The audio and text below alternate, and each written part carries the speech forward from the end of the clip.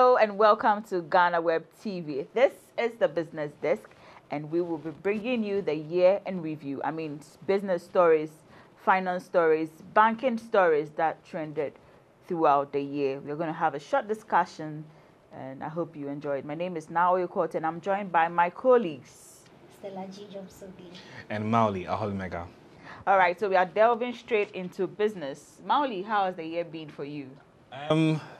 I think it's been a mixed bag of things that have happened so far.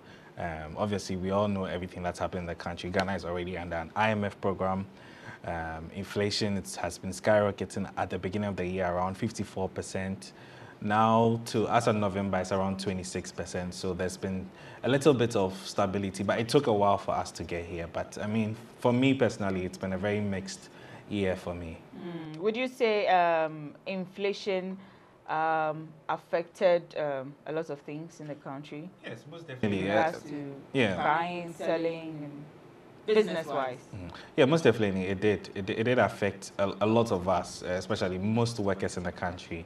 The inflation figures, the beginning of the year, 54%. That's like if you're earning about 2,000 Ghana cedis, you need about close to about 5,000 Ghana cedis to actually survive. That's almost more than 100% of what you used to earn. So, I mean, inflation has really done a number on a lot of us here. Yeah. So, Mauli, talking about inflation, I think one area inflation has really affected is rent. Yes, a lot of people have had to pay much more for rent, and landlords have. I've also found a new way of also hiking the prices exorbitantly, even when they actually don't have to do exactly. It, yeah. I mean, it's a matter of survival of the fittest. Because exactly. A chamber and hall that used to be 500 cedis, 700 cedis is now going for 1,000, 1,500, or even 2,000. Depending on the area, actually, as well too. I agree. All right, Mauli, I'll get back to you. But Stella, how's the year for you as well? Well, for me, from the beginning of the year, I think last year in December,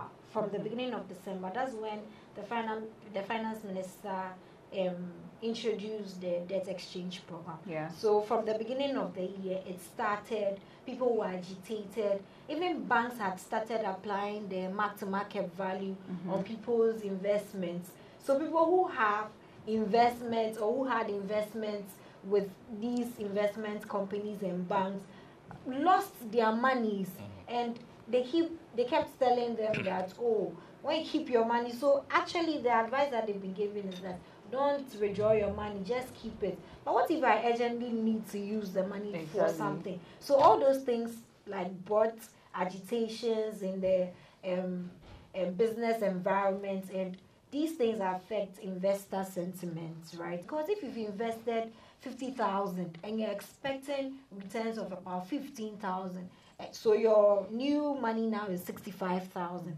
Then you go back to the bank and they're telling you that mark-to-market value is being applied, so your money has reduced to about 30,000. You've lost your principal. And that's a lot. It's a lot. You've even lost your principal. So people's argument was that at least if you are talking about crisis in the financial sector, at least give me my principal. You let me just take that money home, because that's what I gave to you, and you keep your interest. But it doesn't work that way. Yes, in the business world, it doesn't work that way. So from the beginning of the year, investors were worried, businesses were it wasn't stable. And so we even saw some demonstrations before before the end of last year. So this year was like everybody we're all on tenterhooks. Like things were expensive, like you guys already mentioned, rent, importation of cars. A car that used to be like 80,000 a year ago is now like 150,000, 160,000.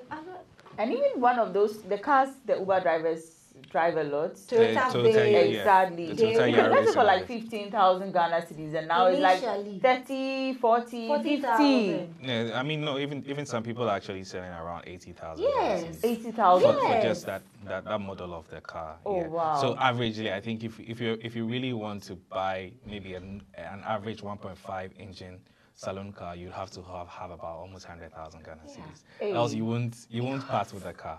Yes, so, that's how serious it is. It really was serious, but I think that getting to the latter part of the year, inflation started slowing down. I think that was when we received the IMF money. Yeah. It came The in first May. tranche, Yes. 600 million. So after the assurance or the agreement was signed and the money hit our account, I mean, things started slowing down. Even there was this issue about our import cover not being up to 3 weeks, and it also raised a lot of issues. You know how these issues affect investors, because you are always forecasting, you are always making decisions based on what the markets are saying. So there's no investor confidence. There was no investor confidence from the beginning of the year, and I think that's affected a whole lot of things for us as Ghanaians. For Ghanaians, I don't think that this year was easy. Initially, I was going to say that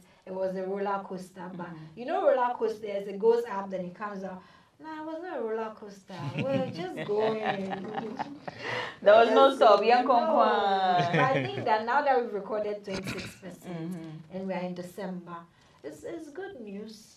Yeah, actually, there was something like, for me, there was something like PTSD. Yeah. I mean, with regards to last year, the city just skyrocketing from 10 cities to 15 cities. I was like, is that the same thing? And is that the same thing going to happen this daily, year? like sometimes by the hour. And I'm like, how? City cannot be 15 cities.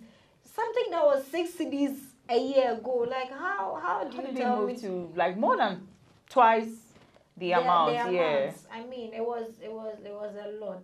Well, we are grateful at least that things it was between 11, 12 cities this year. Yes, a lot of times. It's been there 11, 12 cities. But I think we have to be cautious so that, because we are obviously not out of the woods yet. We've not received the second tranche of the IMF money, and that is due to some agreement with some of the external creditors, especially on the Chinese part. It looks like government is finding it very difficult to actually clinch a deal to allow the IMF executive board to approve of the fund. So from now till, we have some time before the end of the year in December. Government is hoping that they can actually clinch a deal, but should that money not come, I think the Bank of Ghana says it's ready to, sort of offer some kind of support. We don't know in what form. I know they've created a a financial stability fund and all of that. So for now, things are not exactly clear as they are, but we have to be very cautious as to how, because we are still under an IMF program for 3 more years. So, and we are also entering an election year where government plans to spend about more than 200 billion cedis within that 2024 fiscal year. So we're expected to see a lot more spending, but at the same time we have to be cautious how the IMF will also structure that, because IMF is a loan and it will come with some terms and then conditionalities and conditions and all of that. So we have to be very, very cautious how we'll manage things from now, because we have a lot of things that are going to happen. It's going to be an election year, still in an IMF program. We have to do an external debt restructuring program. So a lot of things are going to be happening within the 2024 fiscal year. And these are just preparations from the 2023 fiscal year of things that have occurred and as a result of the issues from 2022. So it's like a cycle that keeps building up from a certain point. It's more than a roller coaster. Exactly. You're just moving at a fast, like a train bullet. Let me put it that way. So you have something to say. Okay. I was going to say that since we are doing a recap of the stories that were made the headlines this year, I just want to quickly say that all these started because Ghana's debt levels were high and they were unsustainable. And other people that we used to borrow from stopped borrowing to us or stopped giving us money. So we had to go for either debt forgiveness or lengthening the time within which we pay our debts. And right now, as it stands, there are some talks with our external creditors to give us some debt forgiveness. But in that light, this year, one thing that made I was keenly following was Treasury Bills, because in the face of the debt exchange program, people wanted to really be sure if Treasury Bills were going to be affected. And the government assured that Treasury bills were not going to be affected. And they were true to their words. Well, yeah. That was because Treasury bills have now become the only financing option for the government until they get IMF money and grants and concessional loans as well. We're not really, coming, but government had some hopes for those ones. But the ones that were, or the one that was like really certain that as for this one, every week you get is Treasury bills. So people had this concern about when the interest rates on Treasury bills started going up. So it went up from about 15% and currently is at 33.3 or 33.9%. That's still very high. And that's still very high.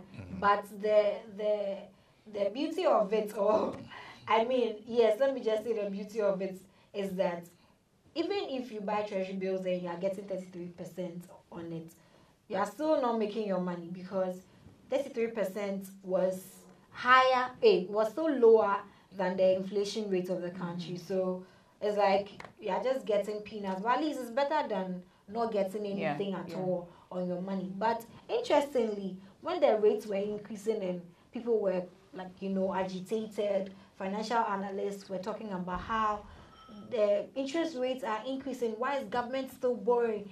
Some weeks we have governments pegging their targets at 5 billion. Some months, some weeks 4 billion, 3 billion. People are like, interest rates are at 30%. Why are you borrowing as much as 4 billion, 5 billion, 3 billion? The IMF said, it's still within our target, so they didn't have anything to say about it, or like it's not a source of worry. They are not afraid that. And so for the entire year, government borrowed about almost 80 billion in Treasury bills, or even more. I do not want to mention. Would you say that's a good thing? That was a good move. It's a lot. It's a lot. Even though some of the bills are matured and they've been paid, but something like the 364-day bill is over a period of 1 year, so they've not been paid. I think people still believe there's a lot. Looking at the interest rates at which you are borrowing that money, if you are borrowing it at like 10%, maybe like it's okay, but 33%. That's a lot. Even the 91-day bill is like 23%, between 23 and 27% for the period for this year. So I think that was one thing that people were, complaining about, agitated about, worried about. But as it stands now, it's at 33% and inflation is at 26%. So this is a good time to buy Treasury bills. If you buy Treasury bills in this time, looking at the market indicators, I think it's a good time. Okay. So we are moving on to still on the financial sector. I want us to talk about the pension bondholders. It's been a tough year for them. They felt governments hasn't been fair to them. What do you think? What do you think about the pension bondholders? So I think that I had from an picketing experience. at the finance ministry. I had an experience one day when I was sent on an assignment to cover one of their press conferences. And we are journalists, we are supposed to be objective in our reportage and all, but sometimes you cover certain stories, you report on certain stories and you are touched. I spoke to one woman, I think she's in her early 60s or so, because she just came on pension.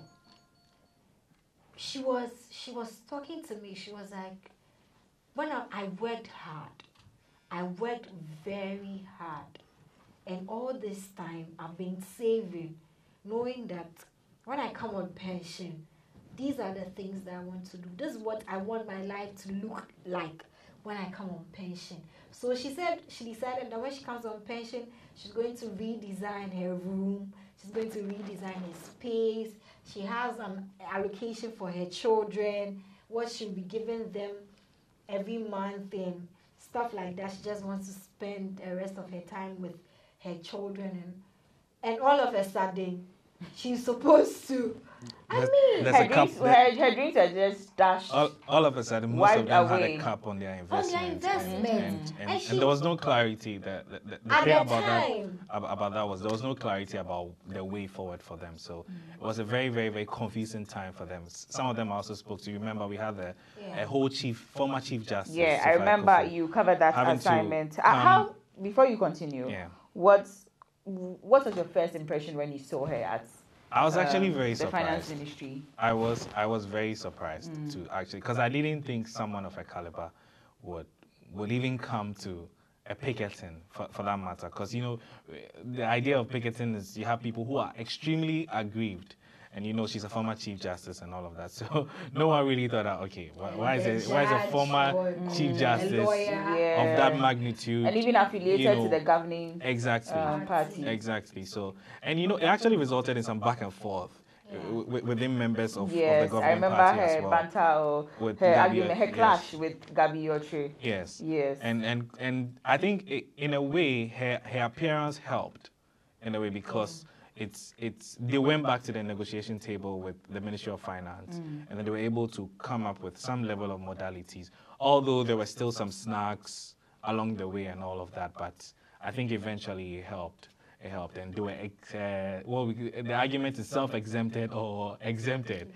There was no clarity as to which, but they eventually got what they actually picketed for. So I think in a way it was worth it, but it had to take a lot of action, and to get to that point. Yeah, for me, I think that has been one of the most emotional moments for me as a business journalist. For us, it's all about the numbers, and I mean, it was so emotional for me because you've come on pension, you don't even know, and the woman in question told me that her fund manager or her relationship manager at the bank advised her that, as for government bonds, they are the safest. Government will always pay you. And before now, that has been the notion that also if you give your money to government, you are rest assured. You are rest assured. Yeah. And people even complain about banks in Ghana doing business too much with government, being too involved with governments, because it's like they are kind of lazy. They don't want to, do other things. But or do you think take that's the other case? risk. Do you think they're lazy? I kind of agree with that notion in a sense, because there are actually banks on record to have given government some level of do some projects with government. So, there's nothing wrong with that, but the core mandate of most banks is to safeguard people's assets and all of that. So if you have a certain particular bank always gearing towards a specific government project, it raises this funny, okay, why are they heavily investing this amount? There's nothing wrong with investing in government projects, but the question also about government projects is, are they campaign promises or they are long-term sustainable projects? Like we had with the NAPCO and all of that. We see what happened. They all had to come back home. I knew people personally who were in the NAPCO. They were not doing any work, but they were getting paid. So we'll ask, where are these monies coming from? I think we have to move on to other stories. So what other stories do you have? Do you remember? Okay. That's the year in I review. think one interesting thing that also happened this year was when the minority occupied the Bank of Ghana. It was an interesting bit. Yes. The very widely attended demonstration. So I think it started from when the Bank of Ghana released its financial statements for 2022. And they recorded a loss of 60 billion. I mean, it was crazy. And when we broke the various things down, Ghanaians were agitated.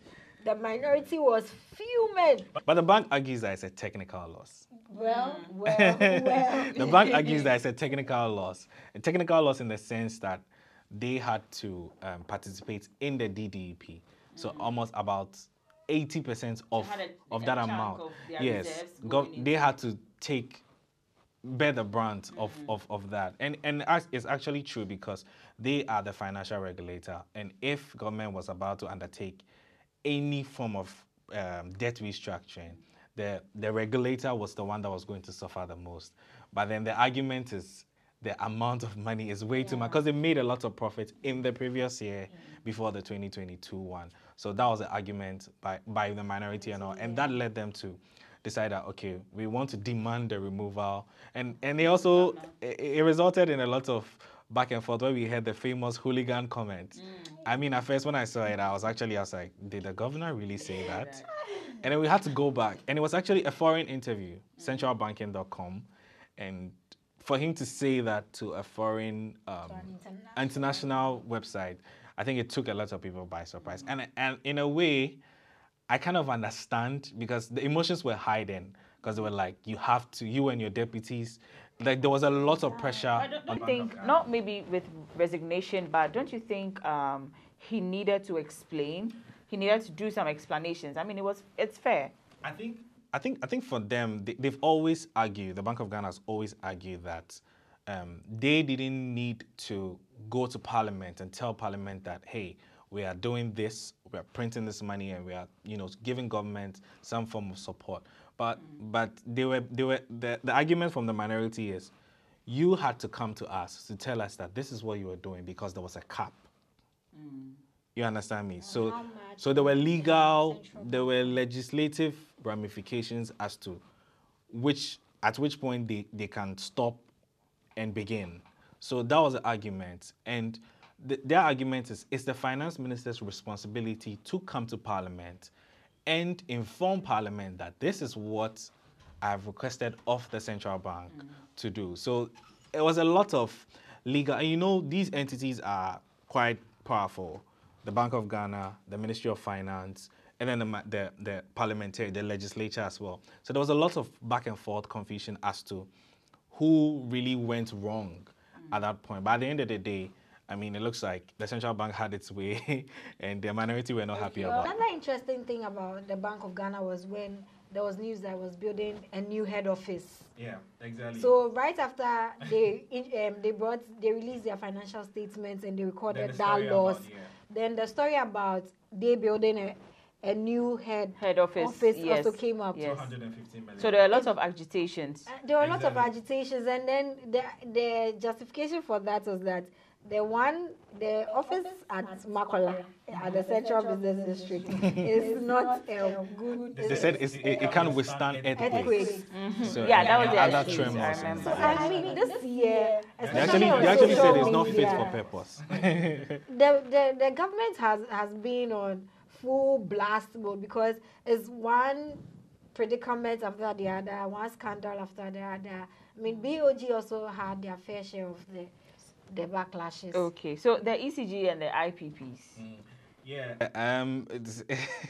It almost reached a point where people were confused as to whether Doomsday was actually back because we used to see a lot of intermittent power challenges within the course of the year, and it was as a result of the IPPs not being paid their due. Government owes them a certain amount of money, about almost 1 billion. The figure keeps changing every single time. We don't really know what exactly the figure, but it's about within that range. And most recently, we even had one of the IPPs come out to threaten that they are actually going to pull away their services. And the ECG quickly... owed them 60 million. Yes, but ECG had to pay about 30 million of that just to make sure, because the IPPs play a very critical role. There are about 6 of them in number, and they all provide... To Ghana's energy mix, they provide quite a lot of power supply. And that ECG uses this to really give goes to us. back to the debt exchange program we're talking about, the unsustainable debt.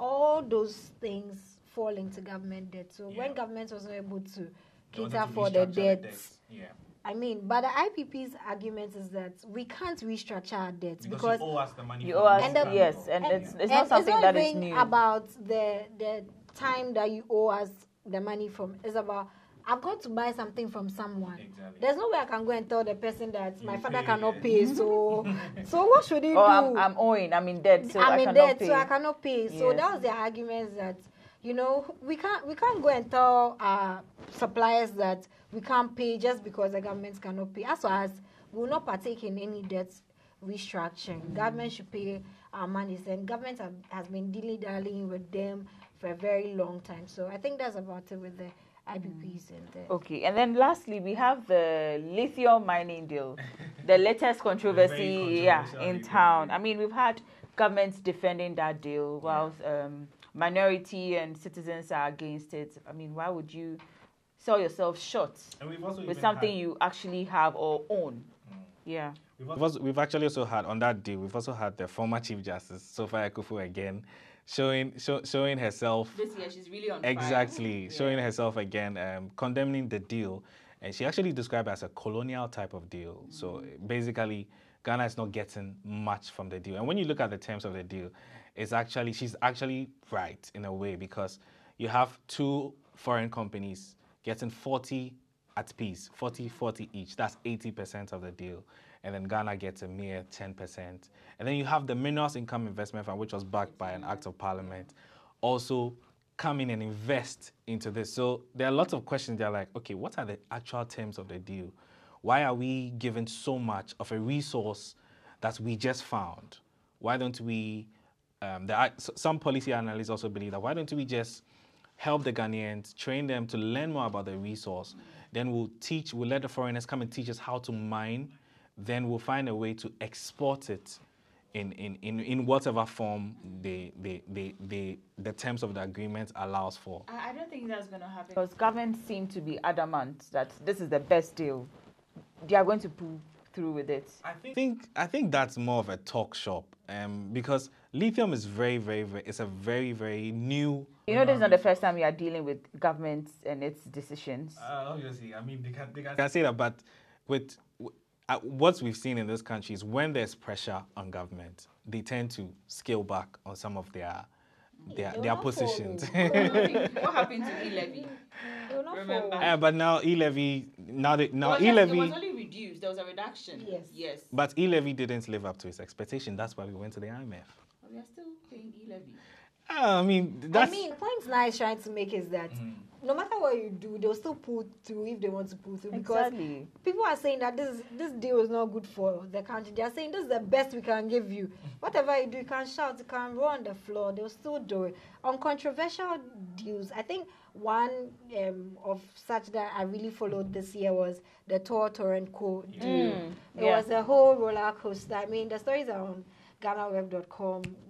If you click Talkertainment deal, you find the genesis to revelation of the issue. And there's also one about Central Oil. You know, people were calling for the revitalization of the Tema Oil refinery. Yes. But a Chinese company came to Ghana, decided to build a refinery, and government gave them huge tax waivers, and there was news and reports that these people that governments have given tax waivers are paying Ghanaian engineers 800 Ghana cedis to work. And they are even refusing to employ them as full staff. So they tell you that, we'll give you experience. You're working in this big refinery. So it means they don't enjoy a lot of benefits. No benefits. So the question really is, why are you giving a foreign company tax waivers if the people in the country are not going to benefit from it? Usually that's what you do when people come to your country to come in, use your resources to work. You give them tax waivers, they employ your people, create job opportunities for your people, and then you benefit from it. Right? If you've given tax waivers and we are not benefiting from it, then why exactly did you do that? Yeah. Last but not the least, we are running out of time. Yes. We have to wrap up. Another one that was very interesting for me, and I mean we all keenly followed, was when government, the cocoa board was unable to finance its cocoa purchases, and so they had to borrow some monies from cocoa buyers. And I remember the bit where they are chasing some companies and banks. Yeah, the recent one. Yes. So they had to, but Cocoa Board came to clarify that it was it's not because initially there were reports that it's because the cocoa syndicated loan delayed. That's why banks are not willing to give Ghana any more money to buy cocoa, because our markets are not stable. Our credit ratings are not stable. They don't look favorable. They don't look like you can pay the money we are going to give you. So they were unwilling to give us the cocoa syndicated loan. From times past, cocoa syndicated loans always come. So how come this year is delaying and we've had to go and borrow and stuff like that? But COCOBOD said it was their own plan. Okay. They plan to do it like that. So we hear them right now. All I can say is it is well with Ghana. Well. Yes, thank you so much, Maoli, Aholomega, and Stella Jejom. I think it's been actually it's been an exciting discussion with regards to the year in review in business. My name is Na Oyukwoti. Thanks for watching.